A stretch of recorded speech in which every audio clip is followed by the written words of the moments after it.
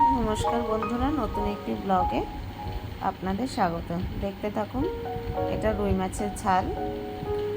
জিরেটাকে আপনারা ভালো করে চন্দনের মতন বেটে নেবেন পাটায়, তাহলে রান্নাটা করতে ভালো হবে, রান্নার টেস্ট ও স্বাদ বজায় রাখবে। ভিডিওটা পুরো দেখার জন্য আপনাদের ধন্যবাদ। রুই মাছের ঝালটা আমি কী করে রেডি করছি এটা আপনি পুরো ভিডিওটা দেখলেই বুঝতে পারবেন। যেহেতু আমি একটা ছোট হোম কিচেন চালাই, তাই জন্য পুরো ভিডিওটা দেখতে হবে।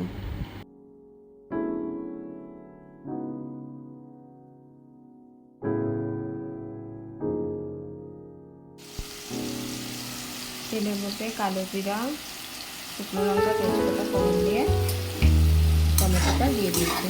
যে টমেটোটা আমি পুড়িয়ে রেখেছিলাম ভাজনিটা, সেটা দিয়ে দিয়েছি। টমেটোটা একটু পেকে ভাজা ভাজা হয়ে আসলে মশলাটা দিয়ে দেবো। এর মধ্যে জিরা বাটা, আদা বাটা, সামান্য একটু আদা, নুন, কাঁচা লঙ্কা, হলুদ, ধনে গুঁড়ো, এটা দিয়ে হবে রুই মাছের ঝাল। এটা অ্যাকচুয়ালি আমার অর্ডারে আছে আজকে 1 কেজি রুই মাছ বানিয়ে দেওয়ার জন্য। এটা অর্ডারের জন্য আমি রেডি করছি। আমার একটা হোম কিচেন আছে ছোট্ট করে, ওই ডালটা ভিজিয়ে রেখেছি আমি বড়া করার জন্য। হোম কিচেনের জন্য মাছটা রেডি করছি, মাছ, ভাত আর রুটি। এবার জিরে বাটা আর এইগুলো সব মশলাগুলো দিয়ে দেবো। জিরেটা আপনারা ভালো করে বেটে নেবেন, তাহলেই খেতে স্বাদ হবে। একদম মিহি করে চন্দনের মতন বেটে নেবেন, আমি যেমনভাবে বেটেছি। জিরেটা যত ভালো হবে তত ভালো মাছের ঝোলটা হবে।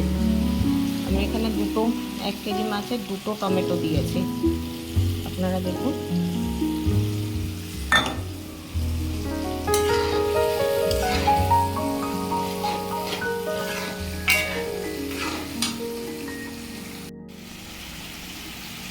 পুরো মশলাটা আমি দিয়ে দিলাম। মশলার মধ্যে একটুখানি ধুয়ে সামান্য জল দেবো, আগেও একটু জল দিয়েছিলাম।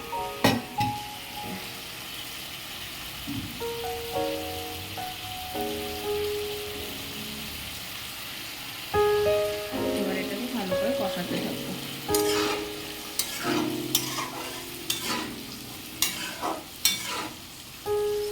মশলা কষিয়ে অল্প জলে কষিয়ে ভালো করে তেল ছেড়ে দিলে তারপরে গরম জল দিয়ে দেবেন।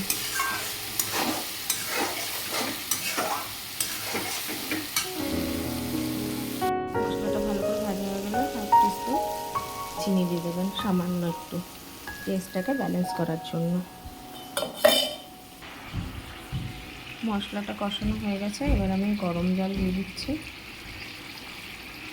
আপনারা আপনাদের আন্দাজ মতন যতটা জল লাগবে ততটা দেবেন।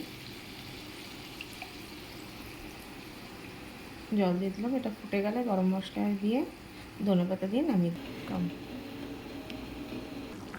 দেখুন বন্ধুরা, আমি এটা ধনেপাতা দিয়ে দিয়েছি। ধনেপাতা দিয়ে মাছের ঝোল রেডি। দেখুন বন্ধুরা, রেডি রুই মাছের ঝাল। এটা রুই মাছের ঝাল। যেহেতু এটা অর্ডার ছিল, আমি তাড়াতাড়ি করে প্যাকিং করে দিয়ে দিয়েছি, যেহেতু হোম কিচেনে অর্ডার ছিল। এটা রুই মাছের ঝাল।